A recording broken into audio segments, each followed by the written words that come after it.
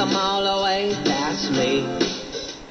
I don't decorate no trees, and I won't eat no potato lockies, but I'll give this old lady's melons a squeeze. That's just who I am. Yeah. For no other reason alone other than the one he picks coming out of the breaks is why Nick Early must be here on a weekly basis. Good morning. Welcome back to Fantasy Football 101 on Sports Radio 1450. Wow. And streaming live on the webpage at sportsradio1450.com, where Mark does a great job of updating you on all the injuries going on. He will do it even 2 more times before kickoff tomorrow. So make sure you check that out. Sportsradio1450.com is the webpage. 529-1450 is the phone number. 529-1450 if we can help you out with any of your roster positions this week and fill you in on the injuries. We've ran through the injuries at running back, and we need to run through wide receiver, quarterback, tight end, and kicker. And maybe if we have time to fit in some defensive injuries, a couple of big names on the defensive side of the football. But let's take a phone call. Good morning. You're on Fantasy Football 101. Yeah, I just had a quick question about starting. I got 4 wide receivers. I had Hester, but I didn't start him last night. But I got Toomer and Harrison. I've got Coles and Cotry, those 4, and I can start 3 of them. And I was just wondering what you guys thought as far as which ones, like the 3 I should start. All right, thanks for the phone call. 529-1450 is the number. Well, again, Coles and Cotry pop up on the injury list, but they'll play. So I think you have to put in both of those guys along with Harrison. I'm not sure about Lavernius Coles. Did you guys see the comments he made going into last week where he basically... he and Favre aren't going to be sending each other Christmas cards. Yeah, they're not too friendly. And it showed up in the stats last week. Yep. I think Coles caught maybe 1 ball. And obviously Favre had nowhere else in the field to go because he apparently hates Lavernius Coles. I think Cotry is definitely a good start. And he starts there. I would go Cotry, Toomer, and Harrison and stay away from Lavernius Coles. I think that his year is pretty much shot. I'd do the same 3. Toomer, you almost have to play because with Mr. Burris, shoot myself in the leg out. And then Hickson's also questionable with injury. Toomer's about the only thing they have to pass to other than Boss. Harrison should have everyone on the Colts should have a big day this weekend, and then Cotry. And point per reception, too. You know Toomer's going to get the football. Sure. Yeah. Not a bad play. Didn't know Favre hated Coles. Sorry. Oh, hates him. Oh, it wasn't pretty, no. Hates him. Well, while we're on the subject of injuries at wide receiver, again, Coles, Cotry, they'll both play. Some other big names that popped up, though, on the injury report as far as wide receivers are concerned and are probable, though. Hushmanzada, Curtis, and Brandon Marshall all should play, but some bigger names are questionable this week, including Calvin Johnson. What's the latest on him? Go ahead. I heard he was going to play. That's what I heard, even though he's dinged up and he hasn't been practicing much. I heard he's going to play anyway, and like we say about Calvin Johnson every week, and it held true last week.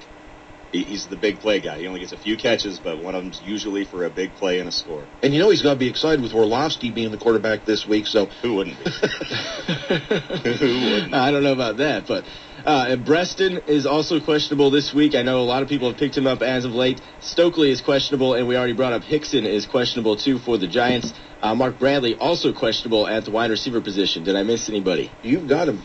All right, let's run through the injuries at quarterback. You already brought up Orlovsky getting the start in place of Culpepper. I don't know that anyone has Culpepper going, especially this time of year in playoff time.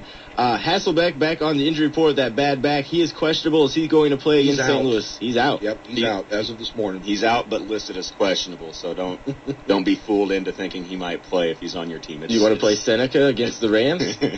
I don't. Honestly, if you're in the playoffs right now, you're not rolling with Seneca Wallace. I hope not. Yeah. I would hope not. Yeah, Carson Palmer, he's out again this week, too. Trent Edwards, doubtful again this week. Yep, he's doubtful. You look for Losman to start and not do much.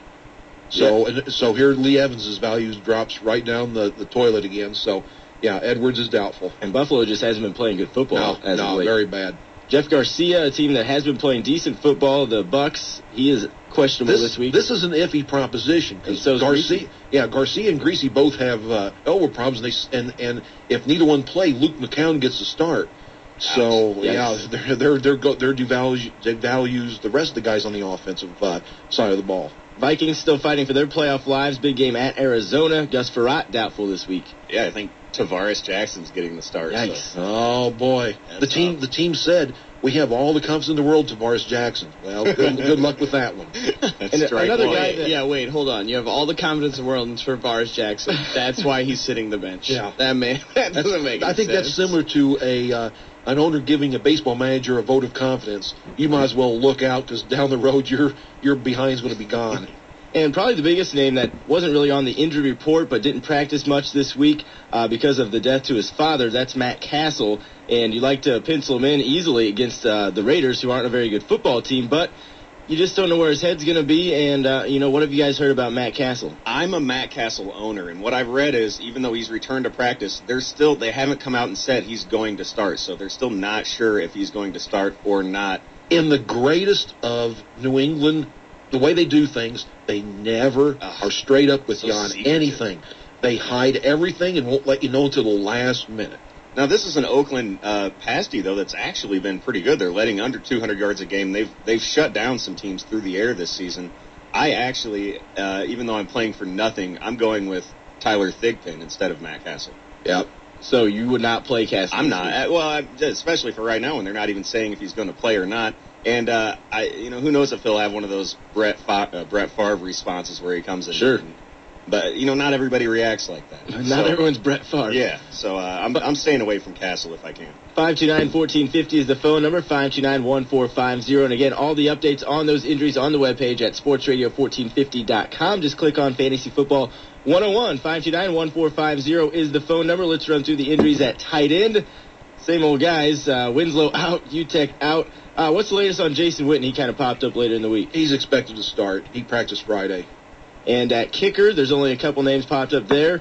Jason Elam at questionable, and Josh Brown. What's the latest on him for the Rams? I know he's in the doghouse right now, but is he going to play? Brown, last I had read on him, is questionable, but they think he'll also play. 529-1450 is the phone number. Any updates on Matt Jones? And it looks like Tatum Bell might be the starter for Denver. Tatum Bell will be the starter for Denver. But that doesn't mean you should plug him in by any means. No.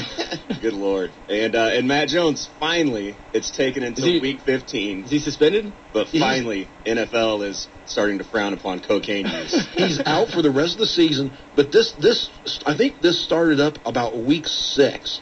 How the NFL ever drug its feet this long is beyond me, but yeah, Matt Jones, finally gone. Yeah, we had a caller call in for like 10 straight weeks. Matt Jones going to play. Well, he played pretty good throughout the season. They're all over, those guys that took the diuretic. Mm-hmm. They're all over. I'm like, suspended now. But like Matt Jones, like, cocaine? Okay. It's not that bad. Fantasy Football 101, good morning. Yeah, I was wondering if you guys heard anything about Forte's injury that he had Thursday night. I know he went back in the game, but how serious is it? Or, I'm talking about for next week, of course, what to do with him. It's not the normal, like a couple guys had earlier. It's not the dislocated toe. He just hurt it. So with the rest and that, he should be fine to go next week. I checked into that last night, so he'll be okay next week. Yeah, just in case you guys missed it, I know it's playoff time, but probably should have been aware that there was a Thursday game. Bears did win 27-24 over New Orleans. Pierre Thomas, big game that night. Oh, yeah. Well, Pierre Thomas is just becoming a pretty good start. So, hopefully you plugged him in. I know in my league, it cost one of my friends possibly a game. He's probably going to lose now because he didn't plug him in. So hopefully you plugged him in. Pierre had a nice. Well, that's probably why that previous caller's down 48-0. I'm sure his opponent may have had Pierre Thomas, and Brees had a pretty good second half too, as far as fantasy numbers are concerned. 529-1450.